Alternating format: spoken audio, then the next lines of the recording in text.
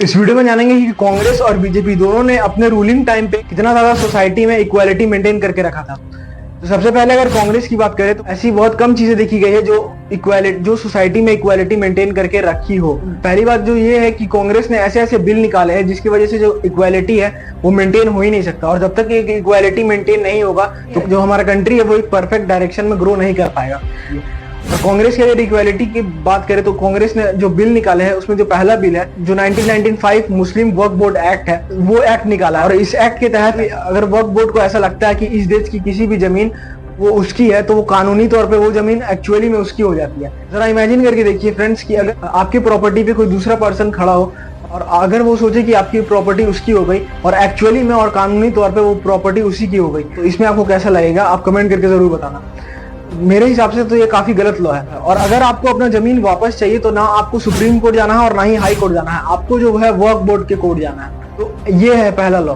दूसरा जो बिल है वो है पीसीटीवी, जिसे हम कम्युनल वायलेंस भी बोलते हैं। इस बिल के तहत अगर कहीं पर भी दंगा होता है तो उस दंगे में जो आरोपी है वो हमेशा मेजोरिटी होगा, यानी हिंदू होगा। तो ये तो वैसी ही बात हो गई कि चाहे दंगा किसी ने भी कराया हो, जो आरोपी है वो पहले से ही डिसाइडेड है। तो आप अपने माइंडसेट से सोच के देखिए कि ये कितना ज्यादा गलत लॉ है। तो ऐसे ही लॉ की वजह से जो एक विशेष समुदाय है, चाहे वो कोई भी समुदाय हो, हिंदू हो या मुस्लिम हो, एक विशेष समुदाय को अगर आप इतनी खुली छूट दे दोगे और दूसरी कम्युनिटी पे प्रेशर बनाओगे तो ऐसे केस में कोई भी देश कैसे ग्रो करेगा। और अब बात करते हैं बीजेपी की बात करें तो बीजेपी ने अगर राम मंदिर हिंदुओं के लिए बनाया है तो साथ ही साथ 3 तलाक को भी हटाया है, जिसकी वजह से ना जाने कितनी मुस्लिम वुमेन का जो लाइफ है वो सेफ और सिक्योर हो सका है।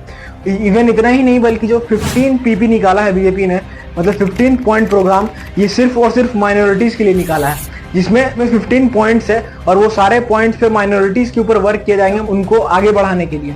जिसमें से सबसे पहला पॉइंट है वो है enhancing the opportunity for education, मतलब जो माइनॉरिटीज है उनको जो है एक एजुकेशन प्रोवाइड किया जाएगा, उनको शिक्षित किया जाएगा। दूसरी जो पॉइंट है वो है ensuring the equitable share in economic activities and employment.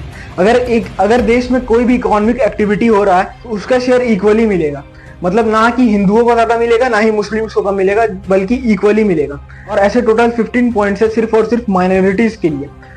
अब बात करते हैं जो लोग ऐसे बोलते हैं जो बीजेपी जो है वो मुस्लिम्स को टारगेट करती है या मुस्लिम्स के अगेंस्ट रहती है, तो मैं उन्हें बता दूं अभी यूपीएससी 2024 का रिजल्ट आया है और उस रिजल्ट में 51 मुस्लिम स्टूडेंट ने यूपीएससी एग्जाम को सक्सेसफुली क्वालिफाई किया है और ये एक रिकॉर्ड बन चुका है। इससे पहले इतने मुस्लिम स्टूडेंट ने इस एग्जाम को क्वालिफाई नहीं किया था।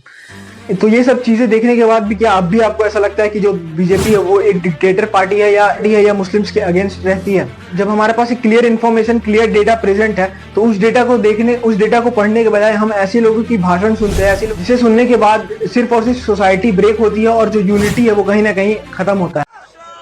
तुम तो हमारे से इतने ज्यादा है, 15 मिनट के लिए पुलिस को हटा लो, बता लेंगे किसमें हिम्मत है, कौन सा हलवा है। और ये कुछ गिने चुने पॉलिटिशियंस की वजह से ही होता है, लेकिन उन पॉलिटिशियंस को ये नहीं पता कि जो वो पॉलिटिक्स कर रहे हैं उससे बड़ा पॉलिटिक्स जो हमारा एनिमी कंट्रीज है जैसे चाइना, पाकिस्तान और भी कुछ कंट्रीज वो कर रहे हैं। वो भी एक ऐसी अपॉर्चुनिटी खोजते हैं जिसकी वजह से वो इंडिया में डिस्टर्बेंस क्रिएट कर सके, और उसे अपॉर्चुनिटी प्रोवाइड और कोई नहीं बल्कि हमारे ही कुछ पॉलिटिशियंस करते हैं। क्लियर डेटा पढ़ने के बाद ही अपना एक डिसीजन ले, ना ही किसी की स्पीच या भाषण सुनने के बाद। और ऐसे ही कुछ वीडियोस के लिए इस चैनल को सब्सक्राइब कर ले। जय हिंद।